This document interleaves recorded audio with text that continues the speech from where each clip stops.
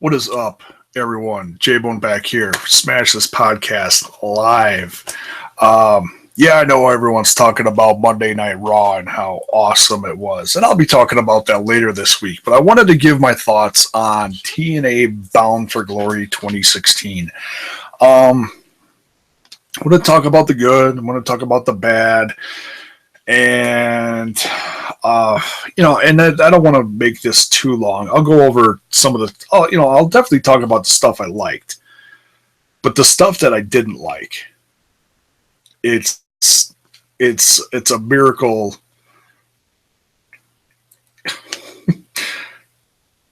I just I don't even know where to begin.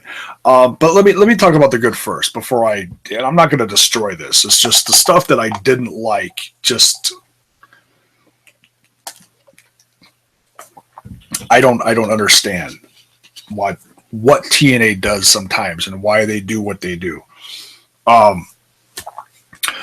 Let's start out at the top of the card. The top of the card was the X Division championship between DJZ, the X Division champion, versus Trevor Lee. This, in my opinion, was the match of the evening. This was a lot of fun. It basically had that feeling like, all right, follow this, which is what every X Division match should be like. And, that's the reputation of the X Division, is always, hey, you saw what we can do, try and follow that. And they put on a hell of a match. And I haven't really paid too much attention to these guys lately. I've been watching more stuff on the Broken Hardys, following kind of what's going on with Aaron Rex now that he's in TNA, following Ethan Carter a little bit. I just had, just not everything from TNA is one of those things that reaches out and, all right, watch this. I'm not. But that X Division, the way they kicked off the show, that was good. But then it went downhill from there. It really did. And I'm not saying the entire show went downhill from there. Let me explain myself. Drew Galloway had an interview. And the one thing that stood out from this interview, besides him being hurt and couldn't compete, is that a couple things. One thing he talked about, Billy Corgan is buying the company. That, I think, surprised a lot of people when he said that. There was no big statement in the news. There was no multimedia announcement. There was no, nothing, no press conference. There was just Drew Galloway coming out saying, Billy Corgan's going to buy TNA. That's my horrible Scottish accent, so whatever. Okay, here's the other part that I just absolutely, and they didn't do this once. They did this several times throughout the pay-per-view. They piped in audience cheers. They piped in audience cheers to make it sound like people were like, it was like a constant. It's just the crowd was dead for half of the show. They popped a few times, but even like later in the show when Kody came out, he was doing everything he could to get them excited, and he was excited, but the crowd was like, ooh, Kody. It's like they just didn't give a shit. I mean, that's my opinion of the crowd. I just really don't think it went over at all. It's like when the music's allowed to sing in the room, Josh Matthews is, losing his mind. Cody's here, blah, blah, blah, whatever he did.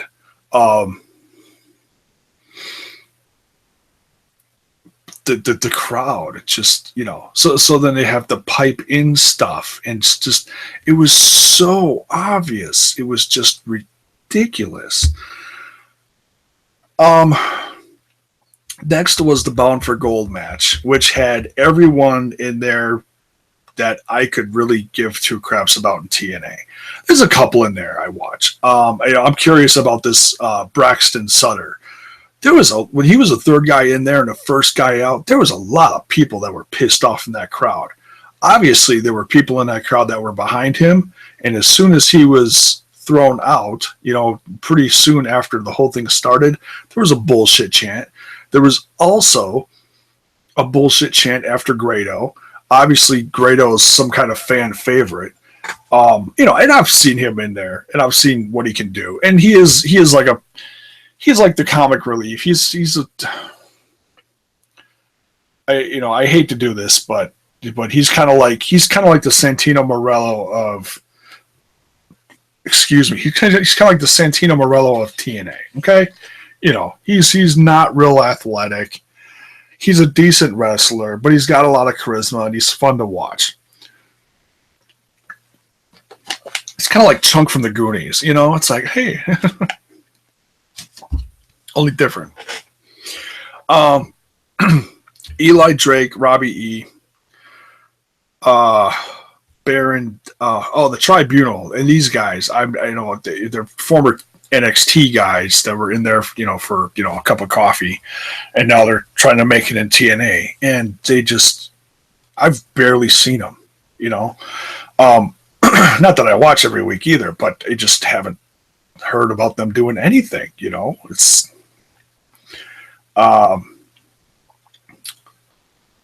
This was just and then Tyrus came out, and I was like, oh, okay, Tyrus. Well, maybe he'll win the whole thing. And he was one of the last guys, but the one to win it was Eli Drake, dummy.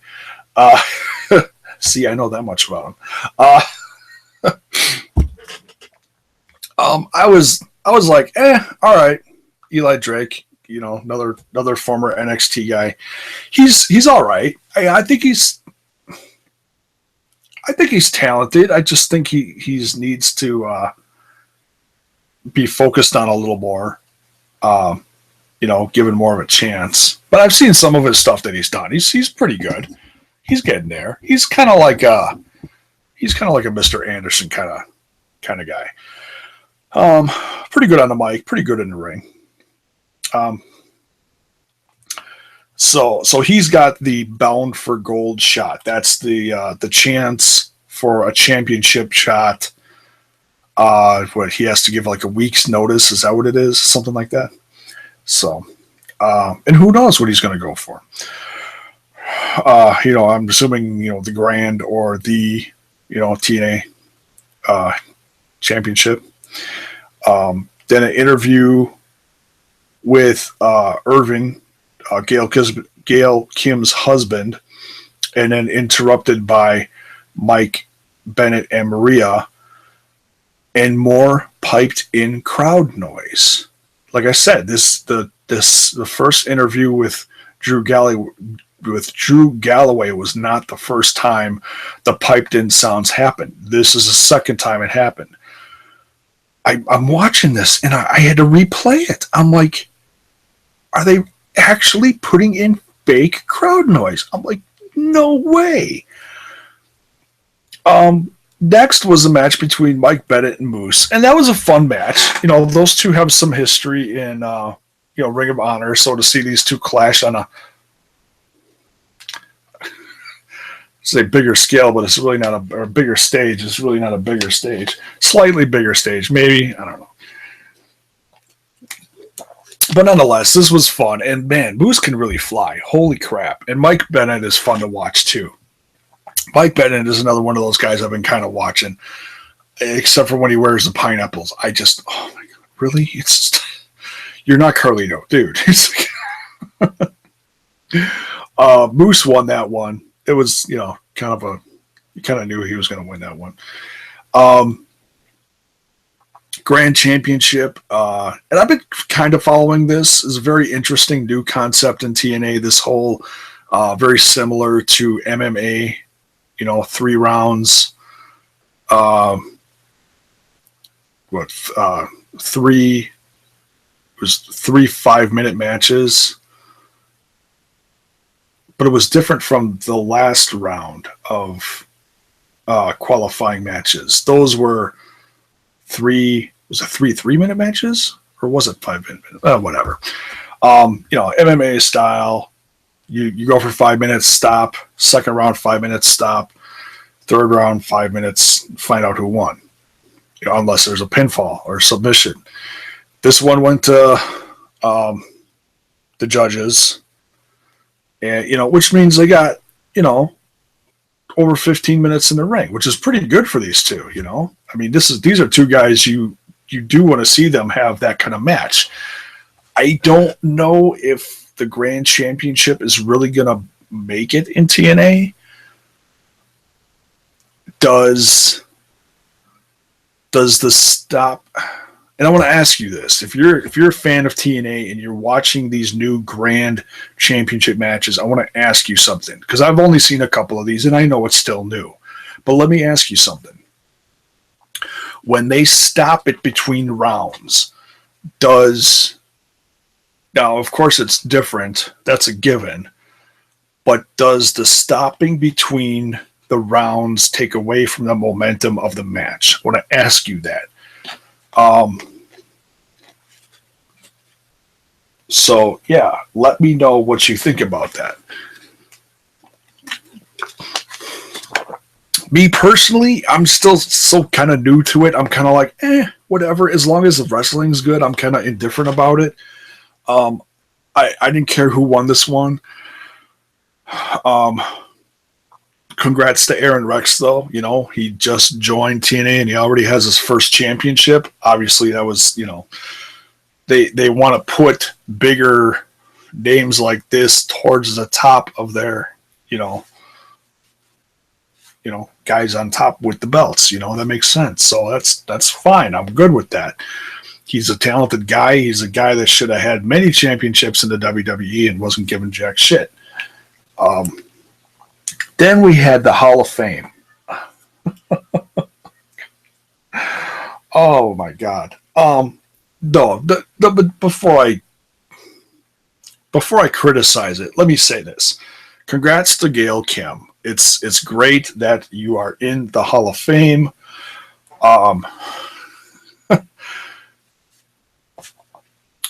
Josh Matthews kept calling it prestigious. I don't know how prestigious it is, but nonetheless, congratulations. Okay. It was cool to see Chrissy Hemme again, because she's gone from in fact, all 3 of these girls that came back and were talking were gone from TNA. That was interesting. So it was great to see Chrissy Hemme. And so it looked like she was actually getting kind of emotional, meant a lot to her to be there. Tiffany, Taryn Terrell, a very pregnant Taryn Terrell, spoke well of Gail Kim. Nice to see her. And a shock, and she got a bit of a pop, was Awesome Kong. Now, the last time she was in TNA, she had some incident with Rebby Sky.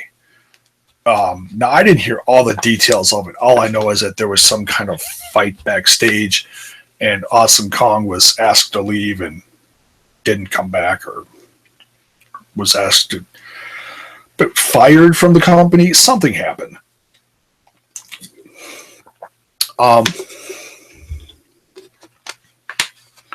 But nonetheless, they all said something about Gail Kim, which was nice. And then Dixie Carter came down and got booed. It was like, keeping it classy, But then they had, once again, third time in the show, and there might have been more times, but, I might have missed it, more piped in cheers. Piped in cheers while Gail Kim was talking. Seriously. It just, I'm sitting here watching this, like, so happy for Gail, and yet it's so damn embarrassing. It's unfriggin' believable. I couldn't believe it. But nonetheless, congrats, Gail Kim. And then she went on to, I'm just going to kind of jump around the rest of this. She went on to fight Maria Bennett for the championship later in the evening and won, which kind of was I was a little surprised because if she's in the Hall of Fame, that to me that was kind of a sign like, okay, maybe then she's going to be done with the company. She's not. She's women's champion. How long she's going to hang on to it now, I don't know. Hell, we don't even know how long the company is going to be around, for crying out loud.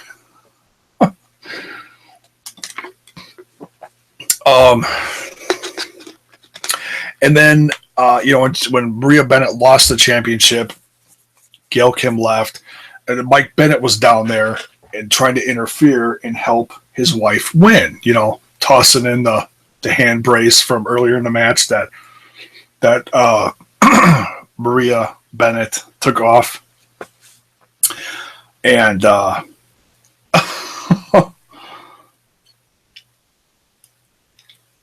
Gail Kim leaves. Maria Bennett's, trying to, she's just recovering, laying on the mat.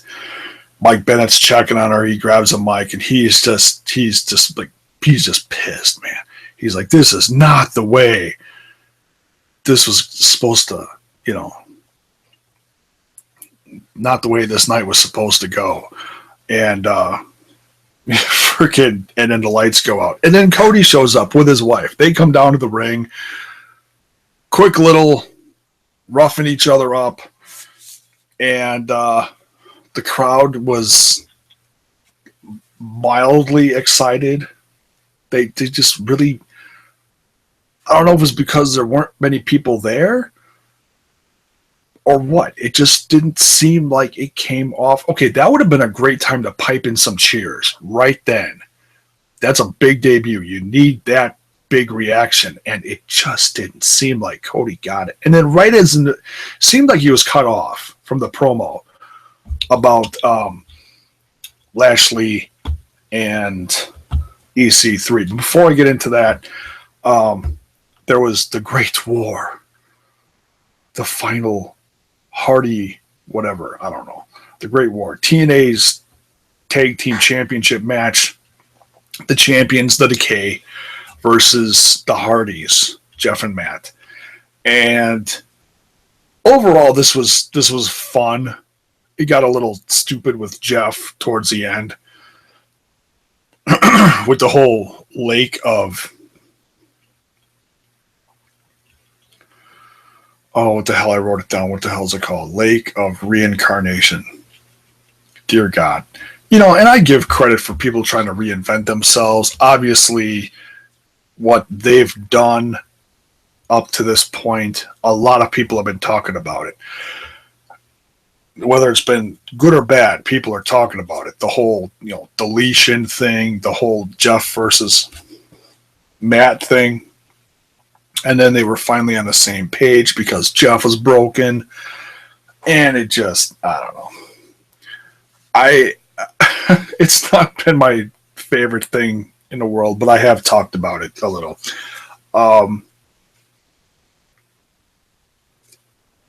One spot that I was surprised to see was the coast to coast from Rosemary.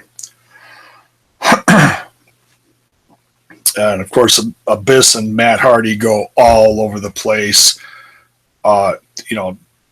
Orlando Universal got a nice little, cheap plug because they fought right in front of the sign. That was hilarious. And, and there was a lot of spots in here that made it feel like an old hardcore match, the ladders, the tables, hell, even Rebby put Rosemary through a table. So that, that got a decent pop. And then, and like I said, Willow and, oh my God. So Matt and Jeff Hardy, after all this stuff with Decay, are your new TNA Tag Team Champions.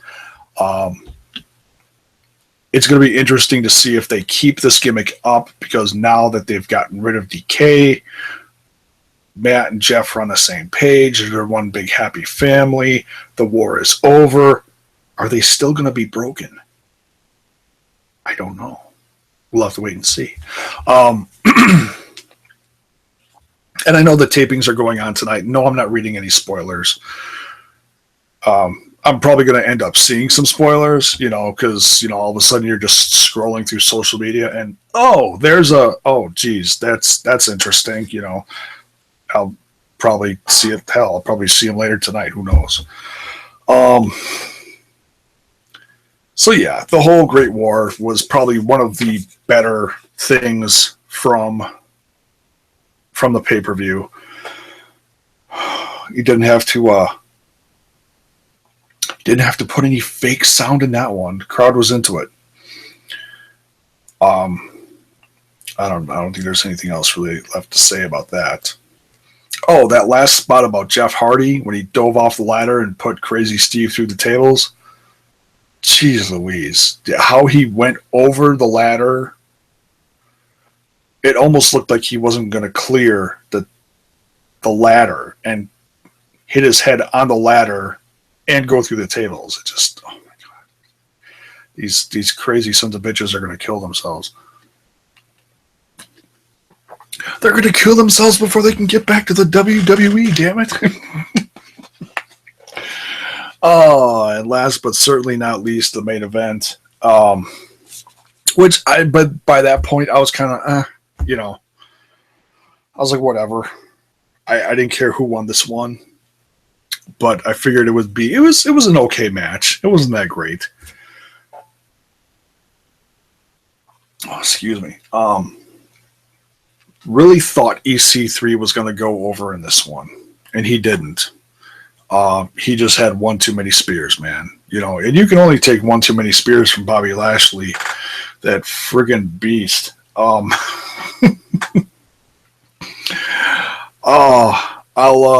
was talking to fellow Ramblers earlier tonight. They gave me a few comments on Bound for Glory for what they watched of it. I'll refrain from repeating them because they weren't very nice. We'll just say that. So, cheers to you guys if you watch this. Yep, we'll be hanging out later this week doing No Mercy predictions. So tune in for that, rambling about wrestling. So yeah, I mean, there were good things about this show, and there were really bad things. The wrestling was okay. There were some really fun moments in this show. Cody Rhodes debuted, and it just really came off like whatever. It just, I don't know. I think it just sucks that they're stuck in that stupid Impact zone. It's just, you get this, I don't know. You get the same people in there all the time. And some of them, yeah, you do see all the time. There's a couple that sits in the middle, first row, the next section up from the floor seating. They're always dead center. I've seen them there. I've even seen them at NXT tapings. So they must be like living right around there. It's hilarious. You see some of these guys there like all the time, and I don't know. I don't know. I'm at a loss for words. But yeah, let me know what you thought of it. I'm really trying not to hate it. It probably sounds like I completely hated it. I didn't hate it, okay? Just the things that were bad were just bad, okay? And the stuff that was good, and we still don't know what the hell's going to go on with the company. That's the thing. Obviously someone rode in on a big white horse and saved the day and forked out a few $1 million for this event. I just hope people are getting paid. I don't care who owns it. Are they going to stay afloat after the tapings? Is this going to be the last tapings that we see from TNA this week? Are they going to do these tapings and then a big farewell off into the sunset? Or the Orlando Sunset? Is that a basketball team? No, that's something else. I don't watch basketball. Kiss my ass.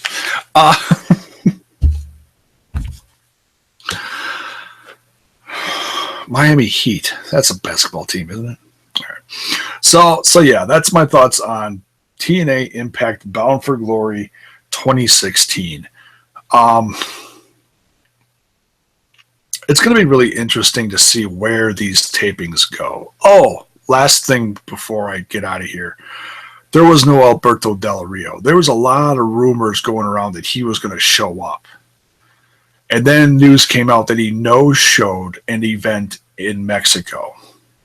Now we find out tonight. I was reading this while Raw was going on Monday night, that he had a very similar incident that Jamie Noble had. He's the second guy from this weekend that got attacked and stabbed. Now, I didn't read all the details. All I heard is that he was attacked and stabbed, and that he couldn't make that event, and that he's going to make all the rest of his events for the year. He promised. So, yeah, geez, that sucks. It's like you think, these guys are working hard enough to try to not get killed in the ring, and they're getting killed in their own neighborhoods. It's crazy. So, get well soon, Jamie Noble. Get well soon, Alberto Del Rio. That's my thoughts on this. Let me know what you thought of it, and we'll see you down the road for... This was a damn good Monday Night Raw, by the way. I was really surprised how good this Raw was. I'll be doing talks of this later this week sometime. I don't know exactly when. This is another one of those weeks I have so much shit going on. Besides this podcast, No Mercy stuff going on with the Rambling About Wrestling podcast. I will be hosting the Wrestle Addict show later this week, the one that I'm on every other week with Chris Phoenix and Chris Oni. That's Thursday night, and those are live, so go check those out. The Wrestle Addict. So yeah, lots going on this week. Crazy. I need to buy more coffee. Good night.